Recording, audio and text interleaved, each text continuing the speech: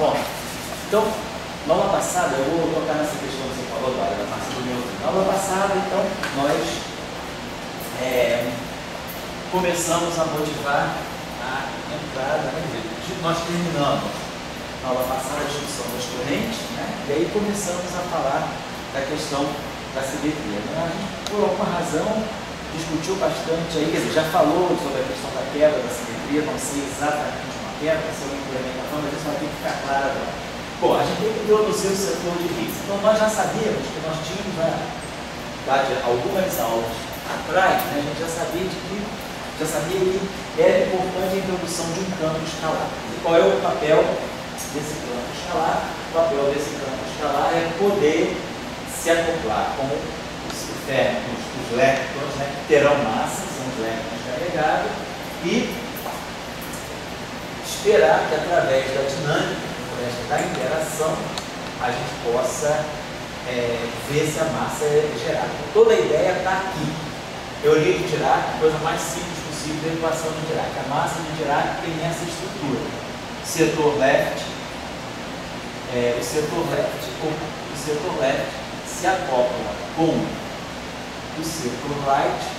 Quem acopla o setor left com o setor right ou é um escalar ou é um tensor.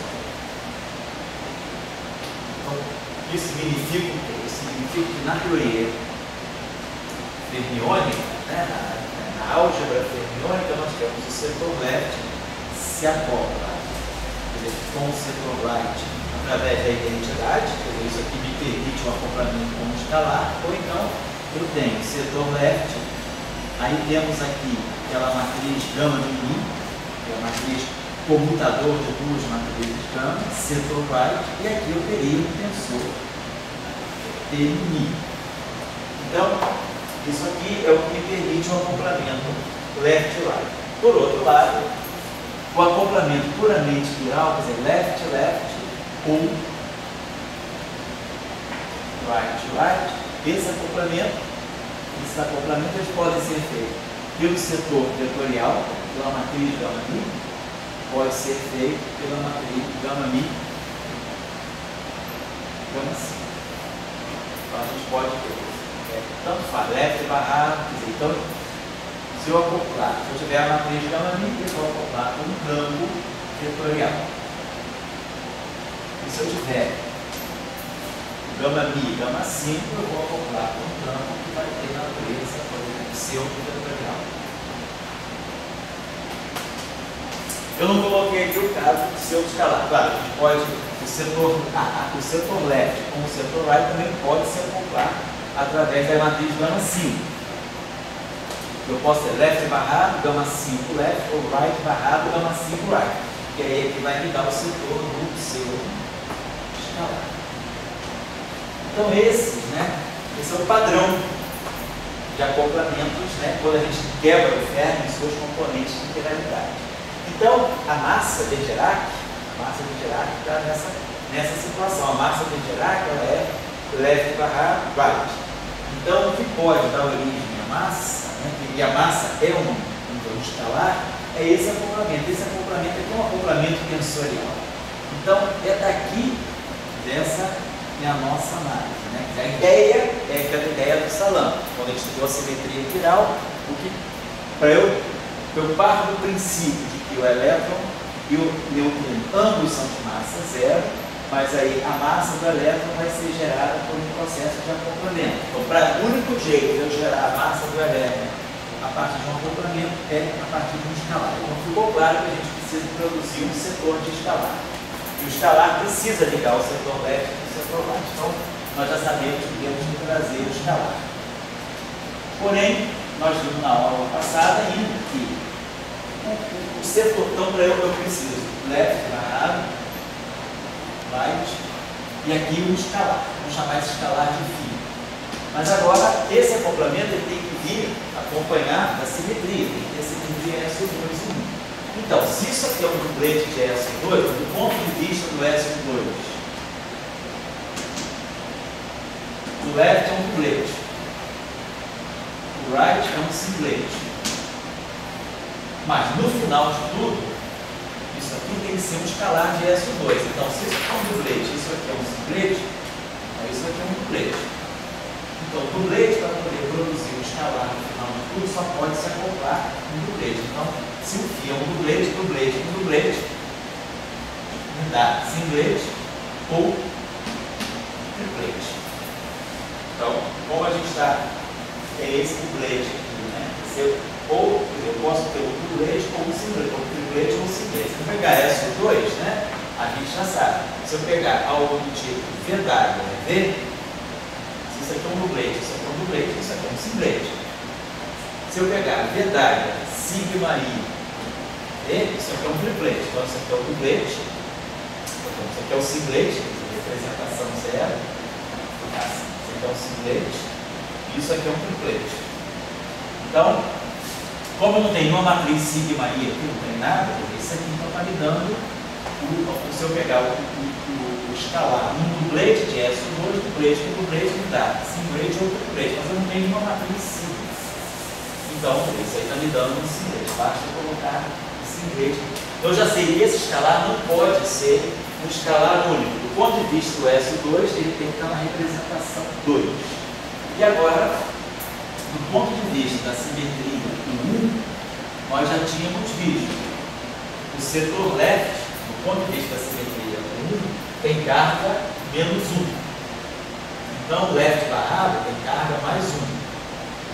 A fase, né, é o 1 do setor left é menos 1, mas aí o barrado tem uma carga oposta. O right tem carga menos 2.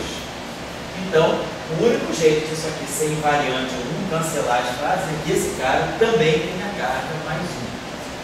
Então, nós já vimos que a intercarga fraca desse dublete de SO2 escalar, vai ter que ser mais 1.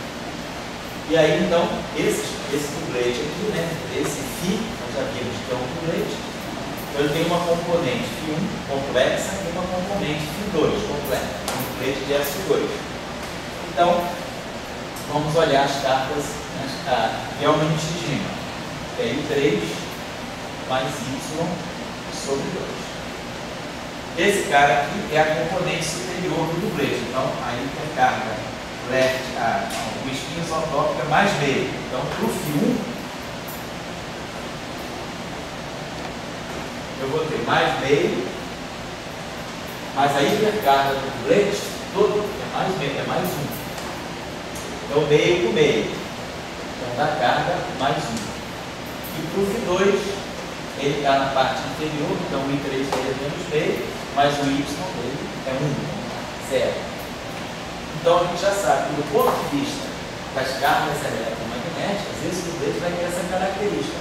O escalar superior ele vai ter carga eletromagnética mais, e o escalar inferior vai ter que ser neutro do ponto de vista eletromagnético. Então, com isso a gente acertou toda a estrutura desse dublete que vai ter que aparecer, que é o que a gente chama de dublete de Higgs, né, na teoria eletrofrágil. Então, o acoplamento que a gente vai poder fazer vai ser, então vamos colocar, nós já tínhamos introduzido, né, se vocês lembrarem das aulas anteriores, o setor de gate, né, o setor de SO2 e o setor de 1, o setor de gate. Aí introduzimos depois o acoplamento matéria-gate, através das derivadas covariantes. E agora nós vamos introduzir o que a gente chama dos acoplamentos de Yukawa, quer dizer, o setor, né, de Yukawa, quer dizer, o setor leptônico. Vamos primeiro introduzir o setor de Higgs.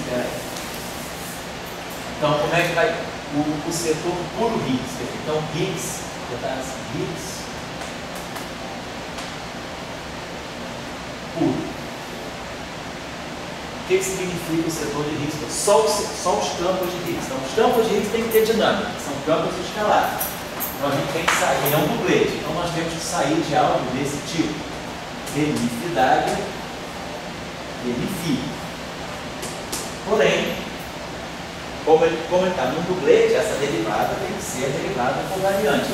Agora ele é um dublete de uma simetria SO2. Então, quem vai ser a derivada covariante, né, do dublete de Higgs? Bom, então, o que é a derivada covariante? É a derivada usual Aí, mais I, constante de acoplamento de SO2, os campos de gate de SO2 nós estamos chamando de PDI, né?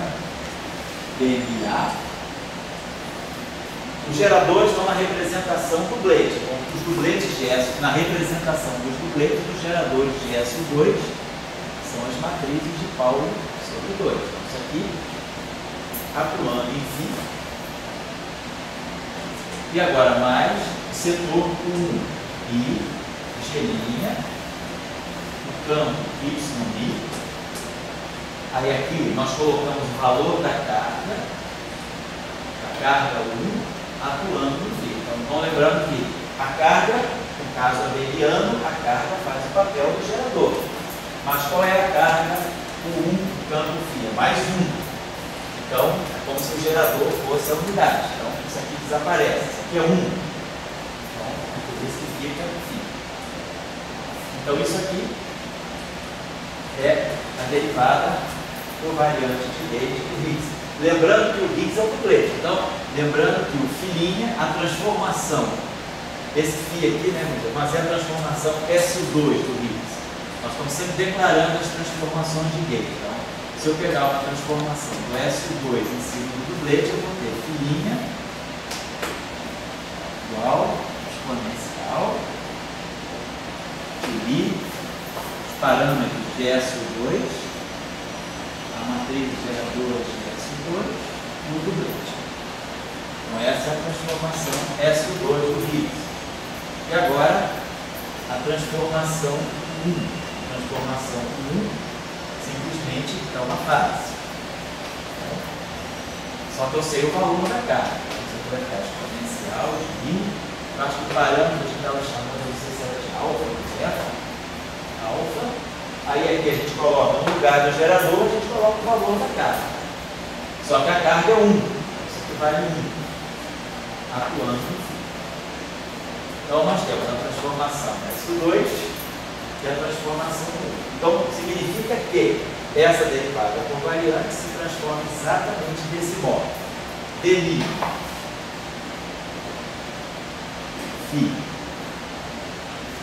linha é a mesma coisa, exponencial I ômega sigma A sobre 2 e φ, é o próprio.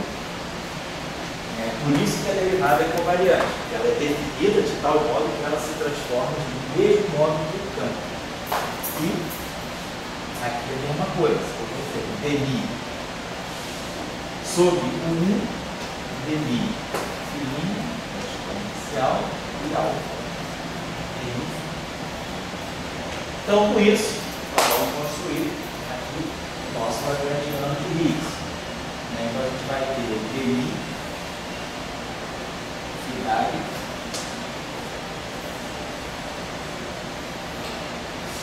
dμ φ. E agora, tratando-se de um campo escalar, a gente sabe que o lagrangiano que a gente propõe por 4 dimensões, né? Um campo escalar não pode propor um termo menos, né? A gente sempre faz um termo maior menos, um termo que seria o potencial. No campo escalar, no campo de lá em borda, ele tem a parte cinética e uma parte de potencial. E geralmente a gente toma um termo que a gente chama de M2, né? Φ, o potencial. E aqui o termo que a gente coloca nesse módulo, ângulo sobre 4. A interação tem que ser 4. O escalar tem acoplamentos 4. Então a unidade é φ ao quadrado. Então é isso aqui que nós chamamos de potencial. É o potencial do setor escalar. É o potencial que a gente chama de potencial de Higgs. É um termo tipo massa e um termo tipo acoplamento 4. Eu botei W porque agora tem uma estrutura de dublete. Então, isso aqui vai ser módulo de φ mais ao quadrado mais módulo de φ0 ao quadrado, e o outro termo vai ser módulo de φ mais ao quadrado mais módulo de φ0 ao quadrado. Então, a gente precisa abrir essa expressão porque é tudo lá. O que é interessante, depois a gente vai precisar, vai ser mexer nesse termo aqui. Quando eu fizer derivação quantidade, enfim, a gente vai precisar abrir esses termos aqui. Deixa eu apagar isso aqui. Então isso aí nós já tínhamos então, depois nós vamos juntar o lagrangiano completo, né? Vai ser o lagrangiano de Gauge, mais o lagrangiano de Clapeyron, mais o lagrangiano de Higgs, mais o lagrangiano agora. Eu preciso colocar o Higgs como setor direto. Então, é o que a gente chama agora de setor digital. Foi? Se tivesse pensado na aproximação, seria igual a sigma o mesmo alfa, denominal alfa. O mesmo alfa ali na direita. E ainda se você fosse alfa. Tá? E sigma A tem uma matriz que estaria correspondente à solução. E ali fosse alfa também. Sim, o mesmo parâmetro. E esse alfa. Você teria também uma derivada de covariância ali. Mas aqui você colocaria um parâmetro alfa com qual matriz? Uma matriz M. Se a Sim. matriz M fosse representasse aquelas linhas, a M3, a M3, Sim. uma matriz M qualquer, não está toda uma instrução qualquer. Daí também teria uma derivada de covariância. Se você fizesse uma transformação desse tipo alfa, que vamos dizer, uma matriz M. M. Isso, então. Essa matriz é uma matriz constante, não é? É um gerador. Sim. E daí você, que é outra também ali, você comporia também uma derivada de covariância. Sim, só que você tem a outra coisa que a gente tem que ter cuidado aqui é o seguinte. Se esse alfa aqui, se ele é o mesmo que o outro, você diz, eu comporia uma derivada covariante. Agora, o papel dessa, uma coisa que tem que ter cuidado é o fato de ter uma matriz não significa que você tem uma estrutura não abeliana. Você não tem. Você tem uma matriz, mas você não tem necessariamente uma estrutura não abeliana. Né? Interessado pelo os BMI, os bônus de como é que tem que ter.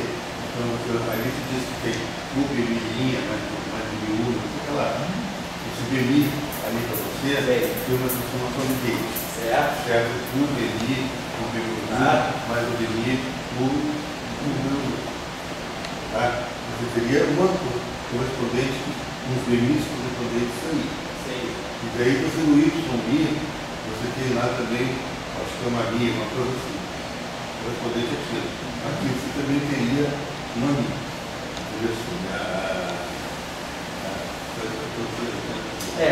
Só estou querendo entender aqui melhor uma coisinha. Aqui você tem uma estrutura de Blade, você tem uma matriz 2x2. Só que aqui você tem uma matriz 2x2, você não distingue os geradores, você tem um único gerador 2x2. A soma, a matriz 2x2 é a soma das matriz de Pauli. Pois é, se você fizer isso, ele acaba sendo a mesma coisa. Se você disser o seguinte, eu tenho isso aqui, ó.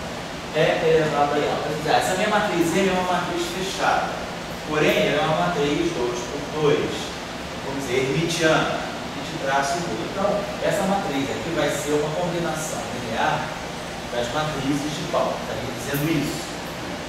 Então, quando você colocar isso aqui, isso significa que você está pegando, na verdade, está fazendo o seguinte, exponencial de alfa, beta A, sigma A. Então, esse alfa, beta A, na verdade, faz o papel. O beta A, sigma A, a resolução é numa matriz. Mas se você disser... Pois é, mas aí é ilusório. Se você bota um alfa e você depois diz que esse é uma combinação linear das matrizes de Pauli, você na verdade tem introduzido 3 alfa, porque isso aí é uma redefinição. No fundo está dizendo assim, porque alfa beta 1 sigma 1 mais alfa beta 2 sigma 2 mais alfa beta 3 sigma 3. Como o alfa é a quadrada, beleza, tá? Só assim, mas os beta. Os betas também são arbitrados, no fundo isso significa que você está introduzindo 3 parâmetros. Dizer que você tem o alfa é isso. O alfa é o beta e o número. Não, o alfa também. O alfa de x. Alfa de x. Pois é, mas se você multiplicar alfa de x por beta 1, você vai ter um ômega 1 de x. multiplicar o alfa de x por beta 2, você vai ter um ômega 2 de x. Na verdade, você está introduzindo parâmetros, né? Você está introduzindo 3 parâmetros. Se você está dizendo que esse cara aqui é local e você está fazendo essa expansão aqui nesses parâmetros, você não está introduzindo 3 parâmetros locais. Para você, no momento que você diz que essa matriz aqui no fundo é uma matriz de S, é um gerador de S2, você... Na minha simetria, aí você tem uma corrente contemplada, eu vou ter em cima do alfa. O alfa está meditando a simetria. Mas aí, cara, não é o alfa. Na verdade, se você diz que você tem 3 geradores, o que é mais importante do que o alfa são os geradores. Porque os geradores estão utilizando 3 direções do espaço interno. Eu acho que o alfa não é, nesse ponto, o alfa não é tão decisivo. Se você tiver um gerador só, eu te digo que sim. Mas como você agora tem 3 direções, se você tem um alfa, mas você tem 3 direções, e dentro você tem esses betas aqui, na verdade não é o alfa que está decidindo tudo, são os geradores. Esses geradores não computam entre si. Você não poderia ler a matriz dela. Tem uma matriz E, A menos A, B, C. Isso é multiplicado por um alfa por x. Então esse é o meu propósito. Então o que está acontecendo lá? Quer dizer, quando você diz que você tem ômega A, sigma A, esquece o fator 2, né? Na verdade, você tem isso aqui. Você tem ômega 3 menos ômega 3. Né? Aí você tem ômega 1 menos ômega 2 e ômega 1 menos ômega 2. O que é importante é isso aqui. Agora, como é que você gera isso? Você pode dizer que isso aqui é um alfa vezes beta 3, um alfa vezes beta 1, um alfa vezes beta 2, não importa, o que você tem é essa estrutura. Aqui você todo dia. Depois você vai no teu aluno começar a comer fome. Vamos pensar o seguinte, esse joguinho de pega, isso não é nem matemática, isso é uma álgebra muito rasa. Fisicamente, o que você quer fazer? Quero mostrar que você pode ter os 3 votos de gay, que só com alfa e com essa transformação aí. Então, se você aquela fórmula de agora adiante, você está com 4 votos de gay, 3 de mi e 1 de y. E desse, eu estou com 4 votos de gay, mas eu tenho 3 parâmetros garantindo os geminhos e 1 parâmetro garantindo o y também. Pergunta que tem. Será que você poderia ter todos 4 bolas de gay, criou a bola de gay em cima do alfa só? Sim. No caso não abeliano, eu diria que não. Por que não? Você acha que sim? Acho que não. Por que não? Porque esse seria o caso particular. Você pode sim ter um alfa só, mas essa é a situação particular. O que caracteriza o bóson aqui? O que caracteriza o bóson aqui? O que caracteriza ele no fundo, ele caracteriza o bóson de Gage, a nossa famosa e velha transformação, né, do campo de Comato. O que caracteriza o bóson é você poder ajustar componentes dele, grau de liberdade dele, por um parâmetro independente. Então, vamos dizer, o que você está querendo dizer, basicamente, você teria o D' Mi1, que vai ser D1 mais D alfa, um alfa só. D' Mi2 vai ser D2 mais D alfa, mesmo alfa. D' Mi3 vai ser D3 mais um D alfa. Então você está dizendo, eu tenho um alfa só. No caso, não abeliano ainda, tá? Eu teria um alfa só, mas eu teria 3 bósons. Então, o que significa o bóson? O bóson significa que você vai poder usar esse parâmetro para calibrar algum grau de liberdade desse cara aqui. Mas se você, por exemplo, usar esse parâmetro para calibrar um grau de liberdade desse cara aqui, você já não pode mais usar para calibrar desse, porque o alfa é o mesmo. Então, esse alfa, se ele mexe com o beta 1, ele já mexeu com o beta 1. Ele agora está fixado. Ele não vai poder mais fazer o que quiser com o beta 2 nem com o beta 3. Então, esse cara aqui está, na verdade, calibrando só isso. Então, na verdade, do ponto de vista do alfa, uma componente apenas vai ser bóson de Gage, porque só uma vai ter a chance de ter seus graus de liberdade calibrados como alfa. Não todo mundo vai ter essa chance simultaneamente. Se agora sim, se aqui fosse um alfa 1, um alfa 2, um ômega 1, um ômega 2, um ômega 3, esse cara não tem nada a ver com esse. Então esse pode calibrar esse pode calibrar esse pode calibrar esse. Mas se o alfa eu vejo, simultaneamente ele não pode calibrar todo mundo. Aí, você está dando uma interpretação para o alfa, agora ele é o realizador do conjunto. Esse conjunto, A, B, A e B, você está sendo submetido de um único alfa. Certo. Formando um conjunto. Agora, se você vai calibrar o modo de gate de um e outro, uma escolha sua, se você não fizer de nenhum, você fica misturado o alfa no conjunto, você não calibra de nenhum. Mas você pode calibrar sempre de um. Você pode. Pode. Se você quiser. Não obrigado por dizer uma equação que você coloca. Mas enfim. Então você está deixando isso no ar, né? Está deixando isso no ar. Estou só tentando caminhar junto. Só para as pessoas, a dúvida que colocam lá, é que você, a cada derivada de variante aí, é um princípio, né? A partir dela todo conjuntivo. E daí você colocou 4 blocos de gauge, criou 4 blocos de gauge, e daí você colocou uma simetria as coisas e criou uma simetria 1. Certo? Será que você poderia criar uma derivada covariante que fez a Lagrangiana, certinha, tipo uma simetria? E ela foi uma derivada covariante só com alfa, ou outra possibilidade, então, quer dizer, certa derivada covariante, a maneira de criar 4 campos é uma coisa muito estrita e física, ou não? Vamos agora para o setor que é agora pegar o setor que a gente chama de setor de Yukawa, que é o que vai acoplar. Nós já temos, por exemplo, aqui o setor de Higgs acoplado com o setor de bósons vetoriais. Nós temos os leptons acoplados com os bósons vetoriais. Do Lagrangiano de Young-Mills, nós já temos os bósons vetoriais autoacoplados. Bóson vetorial com bóson vetorial está no setor de Young-Mills. Bóson vetorial com os leptons, neutrinos, os leptons carregados, está no setor que acopla a matéria com o setor de Gauge. Agora nós estamos acoplando, já acoplamos também o setor de Higgs com os bósons vetoriais.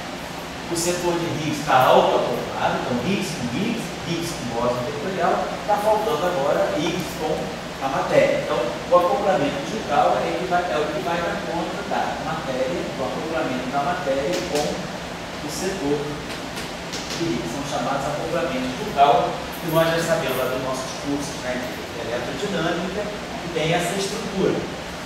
Férmio, outro férmio e escalar. Ou eu posso botar um gama simples do seu escalar. Vamos deixar férmio, escalar. Essa é a estrutura. Então, nós já vimos o que nós vamos querer fazer.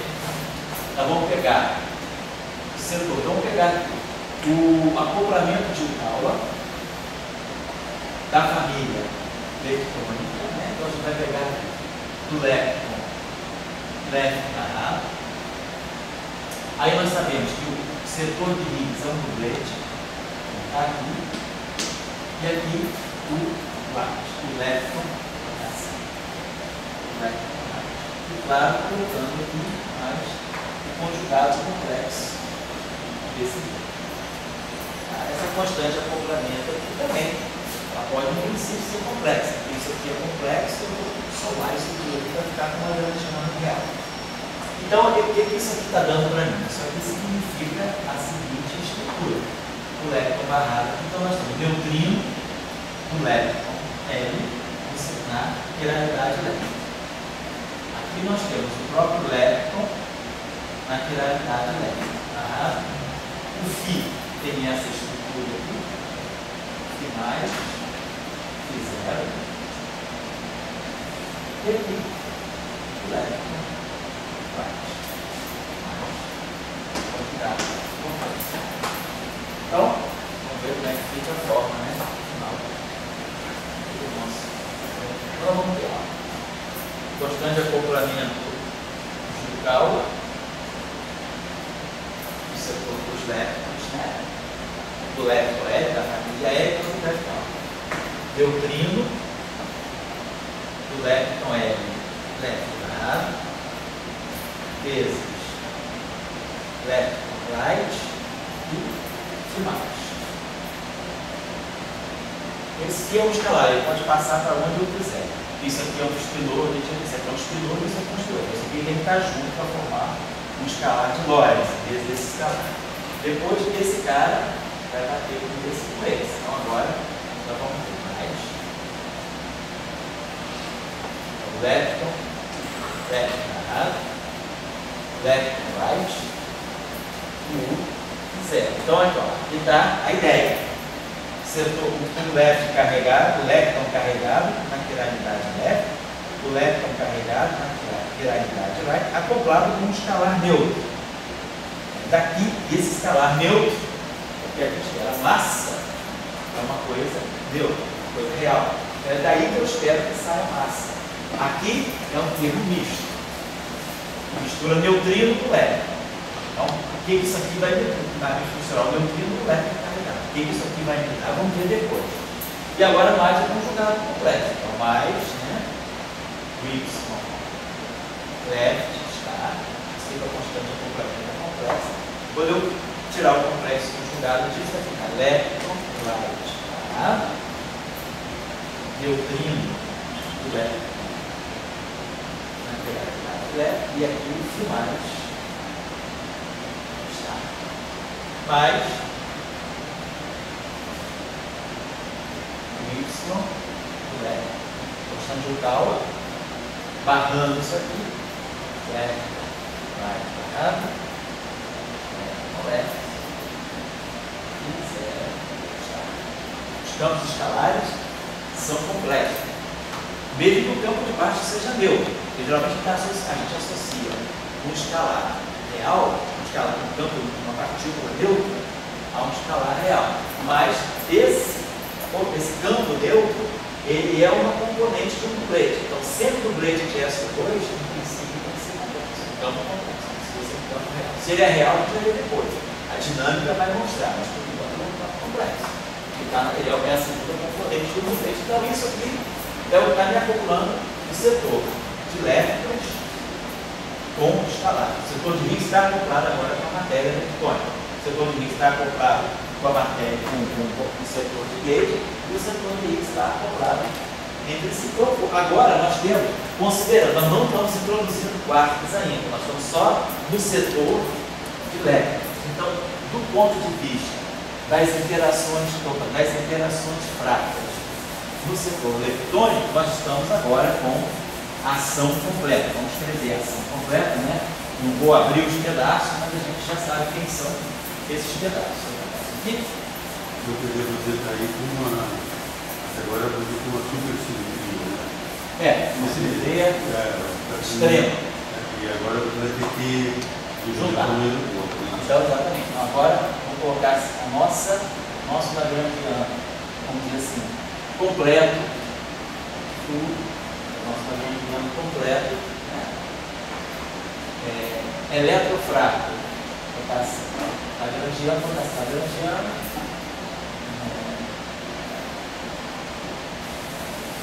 Lagrangiano,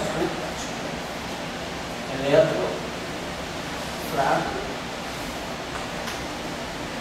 full, completo. No setor, matéria eletrônica.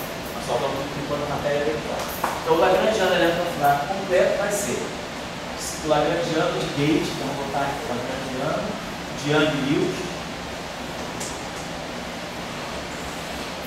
do SO2. Você vou botar logo aqui o FMI, né, o que a gente chamava de o BMI, né, a gente tinha lá o F menos impacto. O setor SO2 nos campos BMI. FMA, FMA. Temos o setor de Maxwell, setor 1, setor 1, hipercarga. É o Y mini ao quadrado. Esse aqui é o lagrangiano de gauge completo, só a parte de gauge pura. Aí nós viemos para a parte de fermiônica. setor fermiônico, nós tínhamos mais I, aí o left parado, gama I, e I, left. Estava com a variante completa. Mais a parte do right, mais I, e aí só tem o left com left, left com right, parado, gama I, left com right. Mas agora o setor de Higgs. Mais. I. Drag.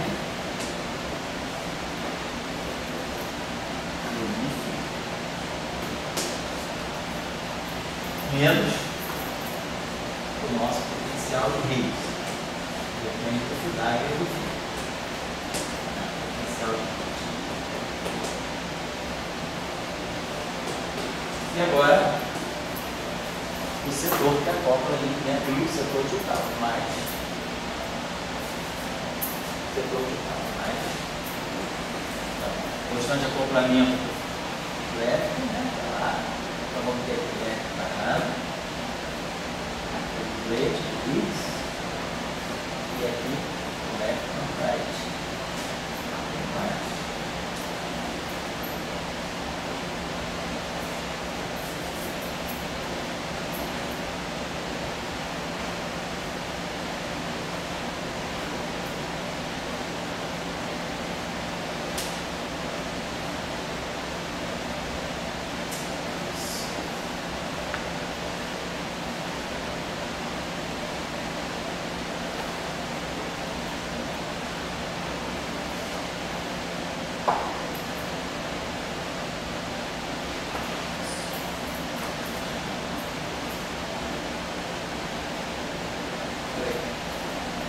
Só tirei o conjugado complexo do setor. Parado, tirar, vai, ação. Vamos agora fazer a seguinte discussão.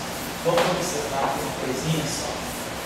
Antes de começar a essência da discussão da quebra espontânea em si. Agora que vai o papel desse escalar, né? Então, vamos observar o seguinte. Aqui nós temos um setor só de bósons moleculares. Aqui tudo está ligado à fé. Tem neutrino, tem tudo aqui é fermiônico, claro, com os acoplamentos de gate, mas tem sempre, pelo menos, dois campos fermiônicos, um aqui e outro aqui, outro campo fermiônico aqui e outro aqui. Claro que aqui no meio eu posso ter os bósons vetoriais acoplados. Aqui é o setor puramente escalar. Aqui vamos abrir de novo, vamos dar uma olhada. Esse termo que está claro para nós é φ da φ ao quadrado, e tem um termo que é φ da φ ao quadrado. Então, de potencial, não tem nenhuma derivada do campo. Está medindo só o aspecto energia potencial. Não tem nenhuma energia dependente de termo cinético, de variação do campo, tanto no tempo quanto nas coordenadas espaciais. Mas vamos olhar esse termo aqui, só para a gente olhar. Vou voltar o nosso termo φ. Só para a gente colocar aqui, tem essa estrutura aqui. Vou fazer cálculo, mas é só uma consideração que a gente precisa fazer. Isso aqui é bem enfim. Vai, aqui, constante de acoplamento, campo de gate, geradores na representação e o campo na representação. Nesse caso do gate. Setor 1, constante de acoplamento, campo de gate. No lugar do gerador, a gente coloca o valor da carga, mas o valor da carga é 1. Então tá aqui. Vamos tirar o DAG aqui só. Isso aqui tudo é um dublete. Isso aqui está um dublete, isso aqui é uma matriz atuando no dublete, e isso aqui é um dublete. Então, essa equação aqui tem a estrutura de um dublete. Então, para eu poder conjugar um dublete, eu tenho que tirar o DAG de tudo. Então, eu vou pegar essa matriz, pegar esse objeto aqui. Estamos fazendo isso. Então vamos lá, você vai ficar denificado. E agora esse termo é menos I.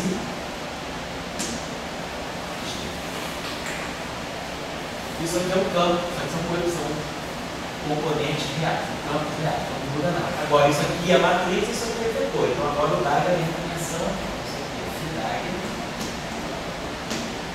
Sigma A sobre 2. Vou fazer o seguinte, vou dar esse sobre 2 aqui.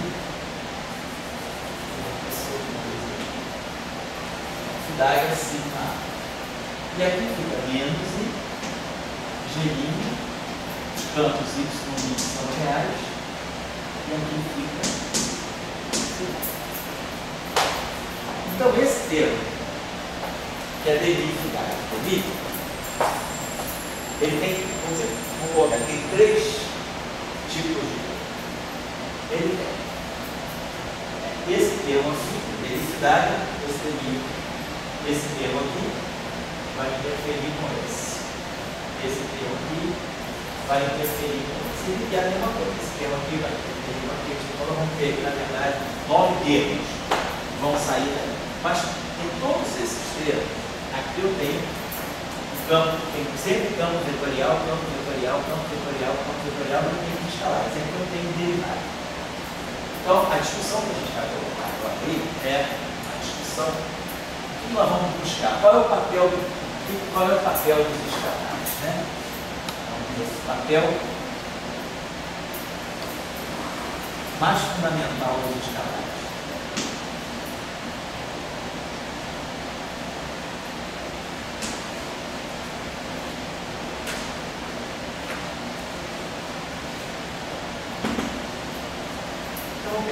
Se ele tem uma teoria, um modelo de campos clássicos, então a gente imagina que esses campos clássicos eles têm uma certa dinâmica que é governada pelas equações de Maria-Mazet. Se eu quero sair de uma descrição clássica e quero passar para uma descrição quântica, o que é fundamental na descrição quântica? A descrição quântica é fundamental que a gente tem um estado, o meu sistema tem um estado de mínima energia absoluta, que é o que a gente chama de vácuo. A mínima energia, abaixo dessa energia do meu sistema não pode estar, e o meu sistema pode apresentar flutuações, que são essas flutuações em relação ao vácuo. Mas eu preciso estabilizar o meu sistema para eu poder quantizar um certo sistema. A primeira coisa que eu tenho que ter certeza é que a energia desse sistema tem um mínimo. É um mínimo absoluto. Pode ter mínimos locais, mas tem que ter um mínimo absoluto. Pode ser que haja mínimos locais degenerados, mas tem que ter um estado de mínima energia. Isso significa que o meu sistema não pode ir abaixo dessa energia, então nessa energia ele estabiliza e depois ele pode apresentar as suas flutuações, que são o que a gente vai quantizar. O que a gente quantiza são as flutuações em torno desse estado de mínima energia. Então, numa teoria de campo, em que eu tenha uma simetria espaço-temporal, nesse caso eu vou usar a simetria relativista. Nosso grupo é o grupo de Lorentz. Então nós temos compromisso, uma simetria SO13. Se eu não tivesse uma descrição relativista, se eu tivesse uma descrição simplesmente galileana, eu teria compromisso com o grupo SO3. Mas o grupo que eu tenho, eu quero respeitar a covariância de Lorentz. Então, para mim, é fundamental a covariância de Lorentz. Então, vamos ver a seguinte argumentação. O que vai caracterizar o meu estado de mínima energia de um sistema? O que caracteriza o estado de mínima energia de um sistema é o que a gente chama de estado fundamental, que é o vácuo. Então, vamos dizer que eu tenho um sistema cujo vácuo vai representar por esse TET aqui. Então, isso aqui, eu estou dizendo que isso aqui é o estado de mínima energia. É o estado de mínima energia do sistema.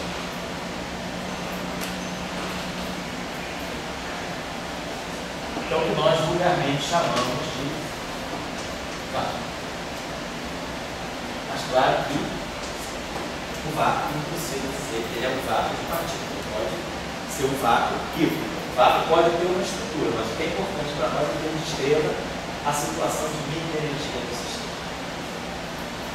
Então, se eu tenho campos, esses campos são quânticos, o que a gente quer? Que esses campos têm valores esperados nesse estado de mínima energia. E o que vai caracterizar o meu estado de mínima energia do sistema? vai ser com seus valores esperados de todos os campos nesse estado de mínima energia. Então, em geral, o que a gente faz é o seguinte: a gente tem o valor esperado do vácuo de um certo campo qualquer. Um campo com o valor esperado do vácuo. Então, isso aqui, esse conjunto, eu tenho vários campos, né? O que caracteriza, se a gente pensar na teoria clássica, qual é o estado de mínima energia clássico? Eu tenho vários campos, eu vou ver qual é a configuração de cada campo do estado de mínima energia. Na teoria clássica de campos, o que a gente tem são as equações de Euler-Lagrange, ou seja, tem as equações de movimento. Vamos dizer que as equações de movimento são operadores diferenciais, né, na coordenada x, y, atuando nos campos igual a zero. Então, esse aqui é o meu sistema de campos livres, né? Tem meus campos. Vamos dizer que eu não tenho fonte, vou estudar o meu sistema de campos, vou tirar as equações de movimento para cada campo. Então eu sei que eu vou procurar soluções das equações de movimento e vou procurar, depois de pegar todas as configurações de campo que satisfazem as equações de movimento e vou ver a energia do sistema. Para eu ver a energia do sistema, o hamiltoniano, vou calcular o hamiltoniano do sistema para essas configurações de campo. Com esses campos que satisfazem a equação de movimento. Eu vou buscar sempre isso. Eu resolvo as equações de movimento, tiro as soluções clássicas. Agora eu vou levar essas soluções clássicas do hamiltoniano e vou ver dessas soluções clássicas quais que dão a mínima energia. Então, meu sistema tem um mínimo de energia.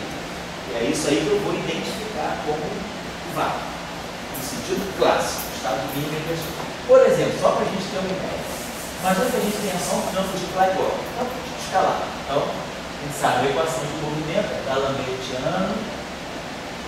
mais M2 e vamos dizer que a gente tem os termos de acoplamento, Φ2, né? Então está aqui M2, Φ2, e temos de acoplamento quádrico, Φ3, Φ4. Na hora de derivar na equação de movimento, fica lambda Φ3 igual a zero.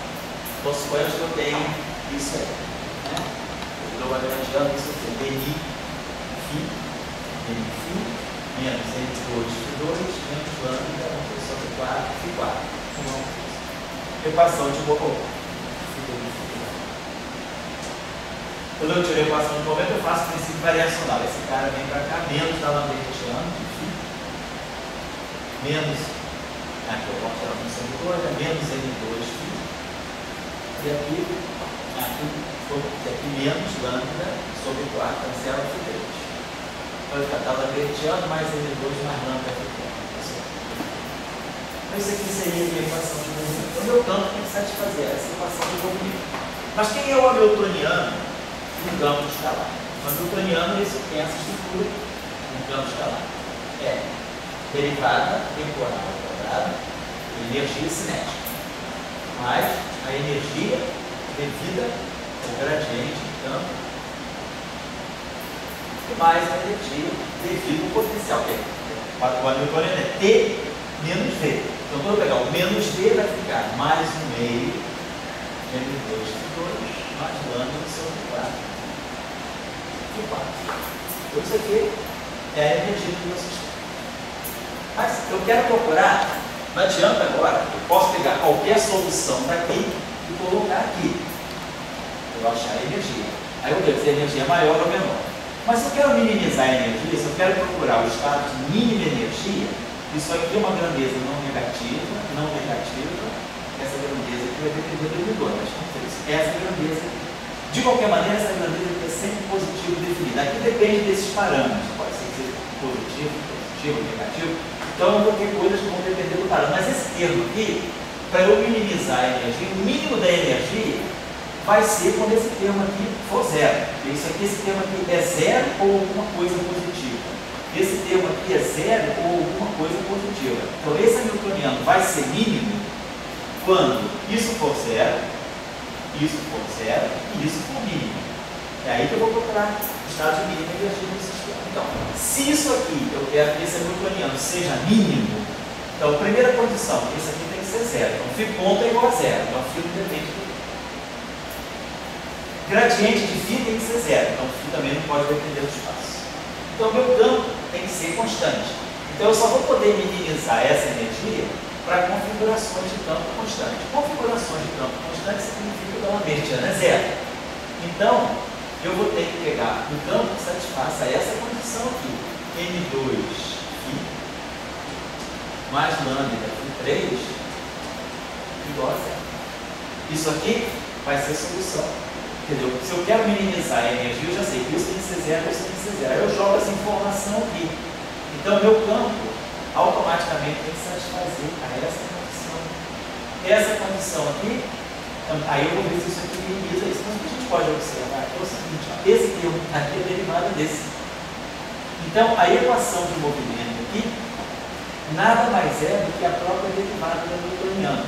Ou seja, essa derivada, se isso aqui é zero, significa a derivada do hamiltoniano em relação a φ é zero. Se eu derivar o hamiltoniano em relação a φ, é exatamente a equação do movimento.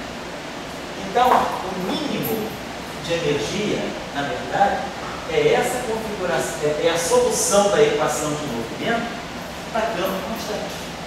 Então, isso está me garantindo mínimo de energia. Por exemplo, estou pegando um caso muito simples, que é o caso do campo escalar. Mas a gente pode começar a observar, então, isso na teoria é claro. Vamos ver que eu pegasse um campo vetorial. Se eu pegasse um campo tipo Max. Sabe, de novo, se eu pegar o hamiltoniano, um campo vetorial, ele vai ser 1 meio de E2 mais 1 meio de E2. Então, de novo, para que isso aqui seja mínimo, isso aqui tem que ser zero, isso aqui tem que ser zero. O E tem que ser zero, o B tem que ser zero. Se o B tem que ser zero, o rotacional de A tem que ser zero. Mas se eu quero que o E também seja zero, então o gradiente de φ menos EA de T. Então eu quero que esse campo aqui seja zero. Então isso aqui, essa solução aqui vai ser zero sempre que o A for constante, o φ for constante e o A for constante, o rotacional de A também é zero. Então, ou seja, configuração de campo zero. Esse é o mínimo de energia. Então a gente começa a observar o seguinte, o campo escalar, ele não precisa ser zero para ter o mínimo de energia. Ele não é preciso ser zero. O que é preciso ser zero é isso aqui. M2φ mais lambda f3, isso aqui tem que ser igual a zero. Se eu fatorar esse φ aqui, eu vou ter M2 mais lambda f2 igual a zero. Então isso aqui pode ser zero para φ igual a zero ou para φ diferente de zero. Desde que essa solução que tem, desde que essa equação que tem a solução.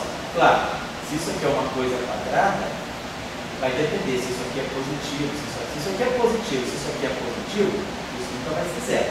Mas se isso aqui é negativo e isso aqui é positivo, isso pode ser zero. Se isso é negativo e se isso é positivo, isso pode ser zero. Então o campo escalar, ele pode ter solução não nula para minimizar a energia. Mas os campos que têm estrutura tensorial, não vamos entender por quê. Tem um princípio, vamos olhar isso caso a caso.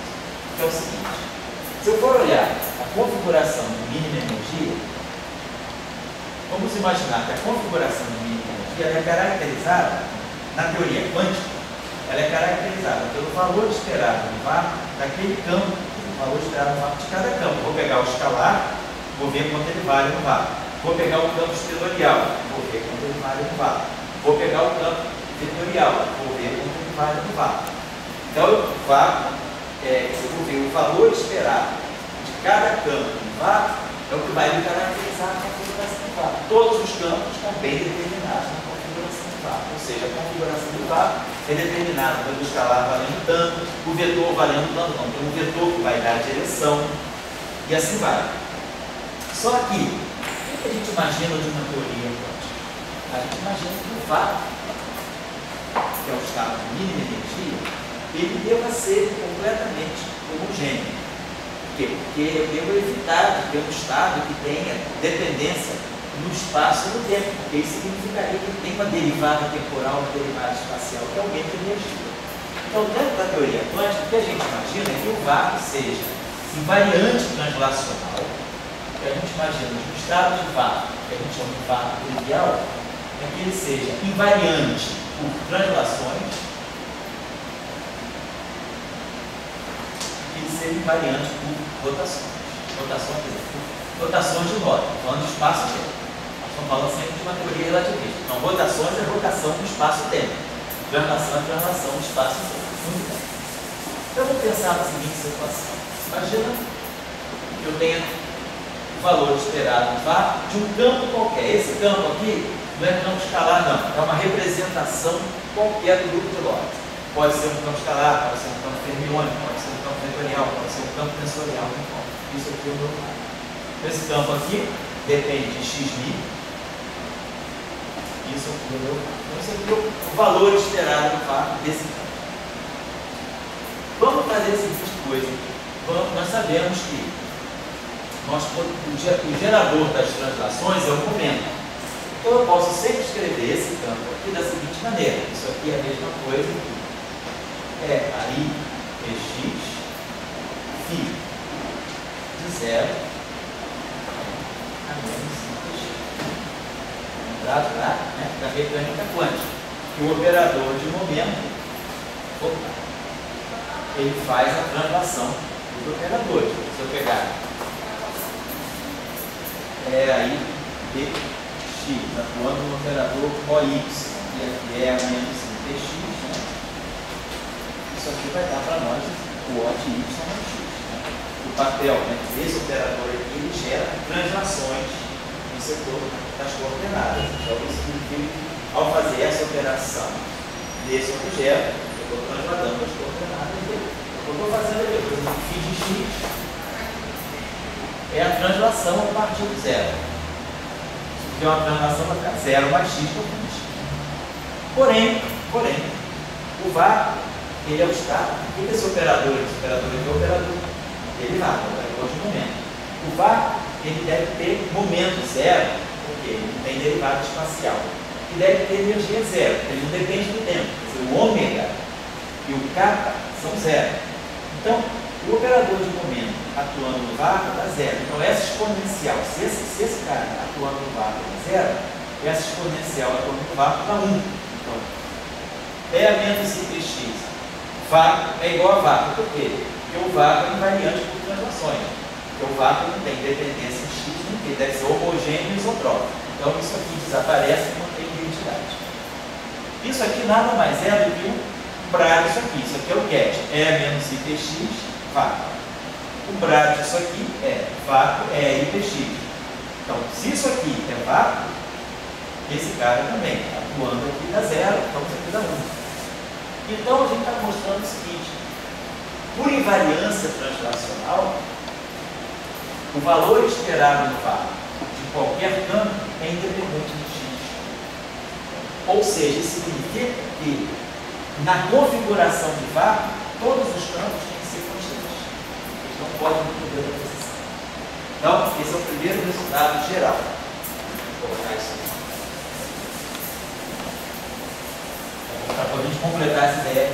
Então, o que a gente chegou à conclusão é que o seguinte: dado o estado de vácuo de um sistema, o estado de mínima energia desse sistema, o valor esperado que vai caracterizar qualquer campo na configuração de vácuo é um valor aqui constante. Isso aqui tem que ser fixo.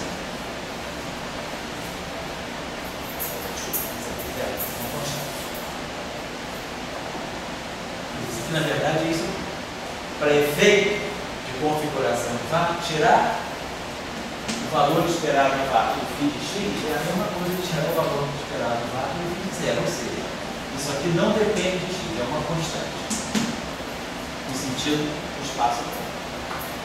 Então, qualquer campo na configuração do vácuo deve ser independente de x. Isso é invariância translacional. Vamos agora olhar a invariância rotacional. Então, vamos pegar a mesma coisa. Valor esperado no vácuo, um campo. Agora, vamos botar aqui. Esse campo agora, eu sei que, por invariância translacional, se eu colocasse aqui φ de x, né? Isso aqui é a mesma coisa que colocar φ de zero. Isso aqui é igual a isso aqui. Então, vamos partir disso aqui. Vamos usar então o fato de que Se eu fizer a seguinte operação, vamos colocar aqui, ó, exponencial de I sobre 2, menos I sobre 2, os parâmetros do grupo de Lorentz, ômega μi, geradores do grupo de Lorentz, ômega μi, sigma μi. Vou colocar aqui a identidade. Exponencial de I sobre 2, ômega μi, sigma μi. Atuando em φ de zero, coloquei aqui a identidade.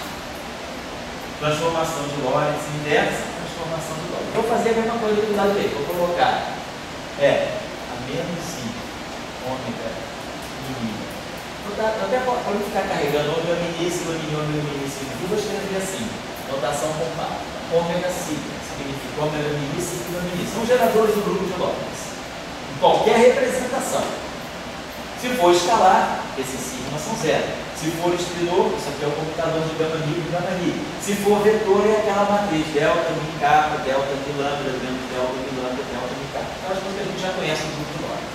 Aqui é a mesma coisa, vou pegar aqui, vou multiplicar pela identidade.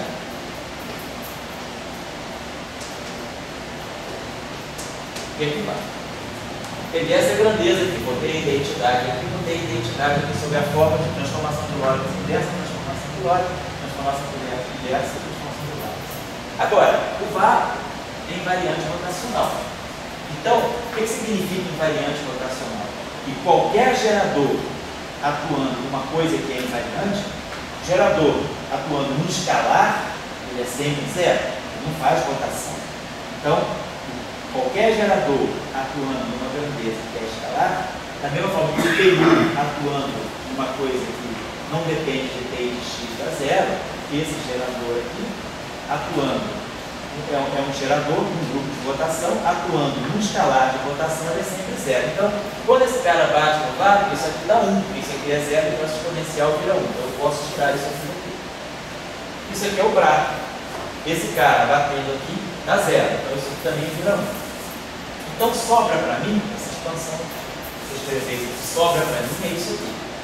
Esse operador é aí ômega sigma, atuando em φ de zero, menos ômega sigma, e aqui vai. Agora eu posso usar isso aqui. O que é isso aqui? O que é isso aqui? Isso aqui nada mais é do que uma transformação de Lorentz atuando no campo. Como é que é uma transformação de Lorentz atuando no campo? Aquela matriz do grupo de Lorentz, eu posso escrever isso aqui. Vamos pegar uma transformação infinitesimal. Isso aqui é o φ de zero mais I ômega, gerador, atuando no φ de zero. Vou pegar uma transformação infinitesimal. Então isso aqui significa o seguinte, VAR φ de zero, VAR é igual. Vou pegar o primeiro termo. VAR φ de zero, VAR mais I ômega μi, assim, sigma μi, VAR φ de zero, VAR.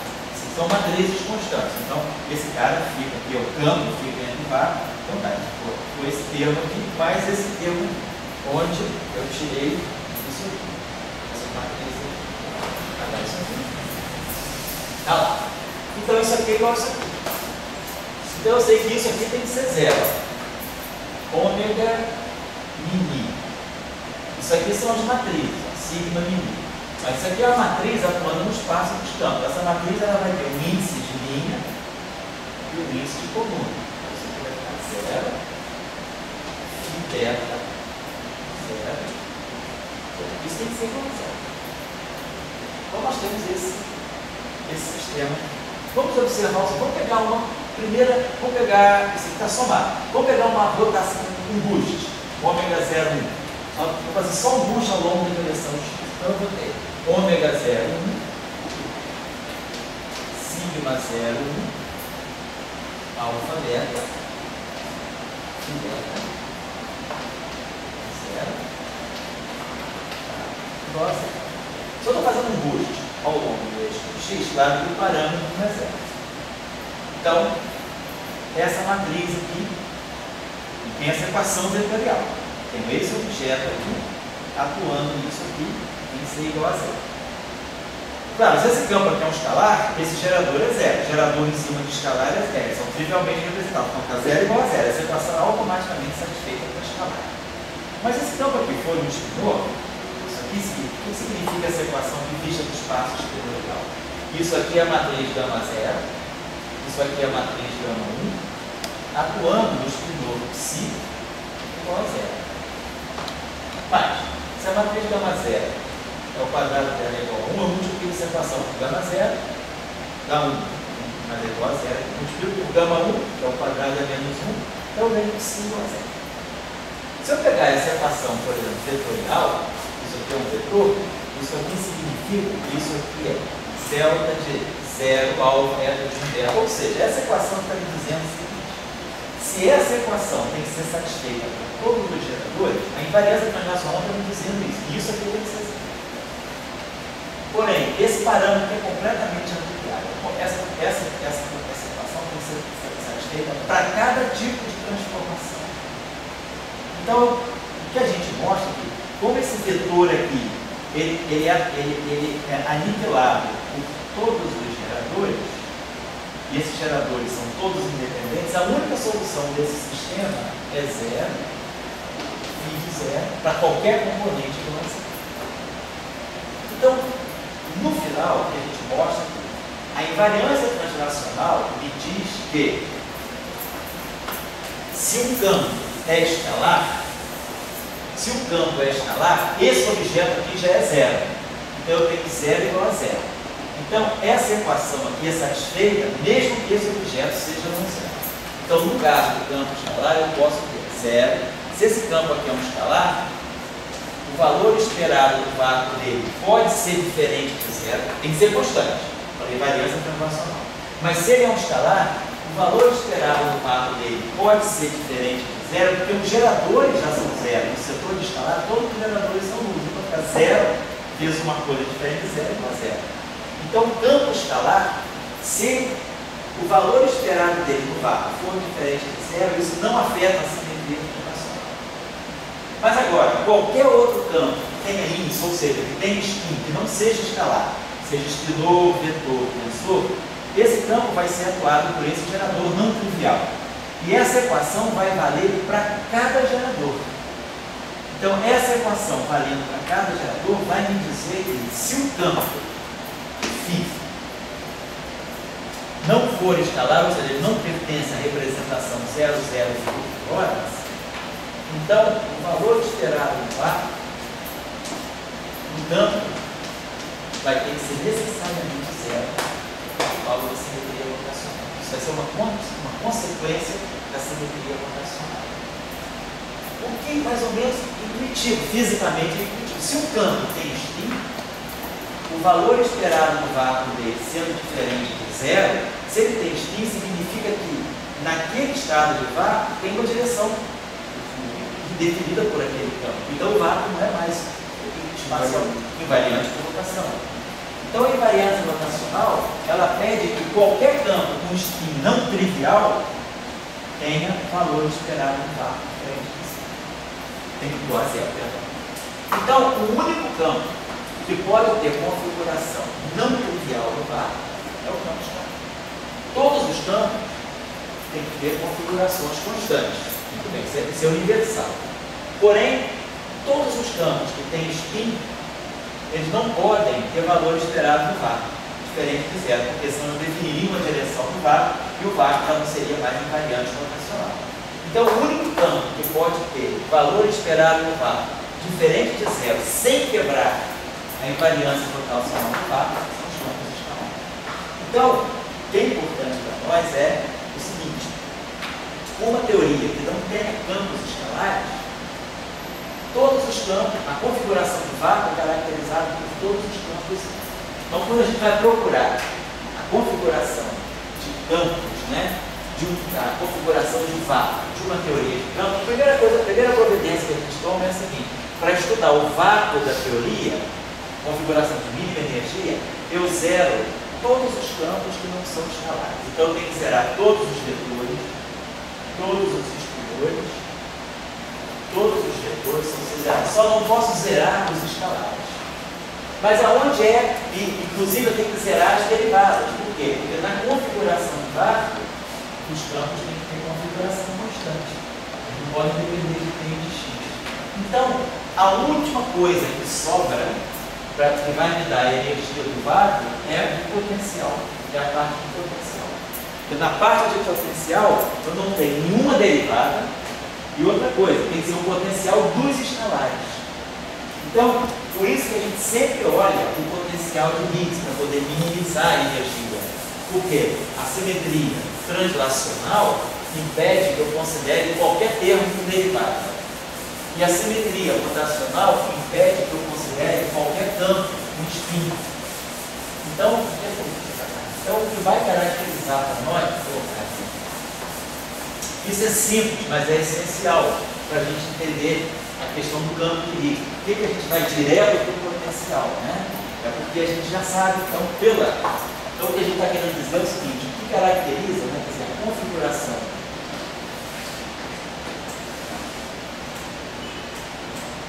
de mínima energia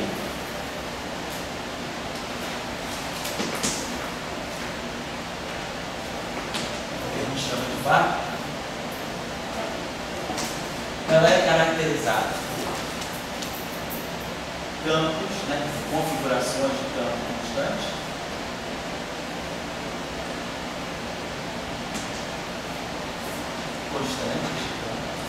campo constante,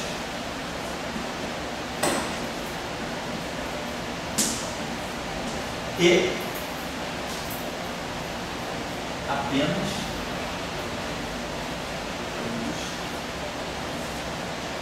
escalares.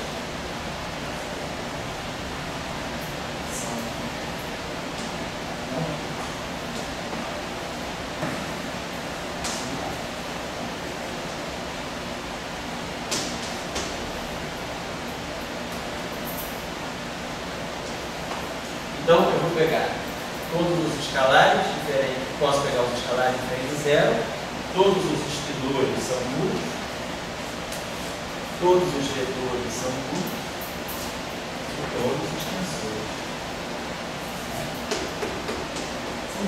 Então, se eu quiser pegar a configuração do lado, apaga tudo, vai direto só no potencial. O que sobra para nós do lagrangiano, que tem um monte de tempo, vai ser apenas, né, o setor dos escalares, o potencial dos escalares.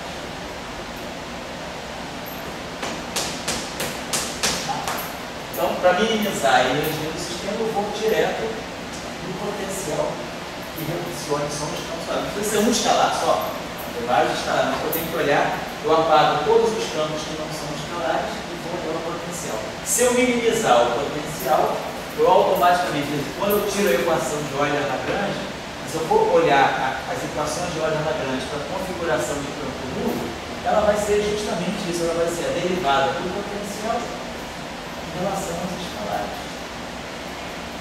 Isso aqui é igual a zero. Então isso aqui é a equação de campo para campos escalares constantes. Que no fundo o quê? A equação de Euler-Lagrange é a minimização do potencial. Certo? Então essa é a ideia. Então, tudo para nós, então, por que o campo de Higgs é importante? Porque o campo de Higgs é o único campo que pode definir uma configuração de vácuo que não é trivial. E aí, se a configuração de vácuo não é trivial, o que nós esperamos? O que é uma teoria quântica? Né? Uma teoria quântica é sempre pegar o seguinte: eu tenho um campo, vamos dizer que eu tenho um campo aqui qualquer. Esse φ pode representar qualquer escalar ou não. É um campo φ. O que eu espero do campo quântico? Eu espero que o campo quântico ele seja tal que o meu campo está no Lagrange, o campo com o qual eu trabalho, ele seja uma configuração de vácuo e o campo quântico seja a flutuação em torno desse vácuo. Claro, se meu campo tem spin não zero, se o que dele é não trivial, a configuração de vácuo dele é zero, por causa da invariância translacional. Então, o meu campo quântico já é o próprio campo que eu estou definindo. Mas se eu tenho um campo escalar, a configuração de vácuo dele pode não ser trivial. Então, o campo quântico, na verdade, ele deve ser o campo menos a configuração de vácuo. É isso que deve ser para mim o campo quântico. É exatamente a situação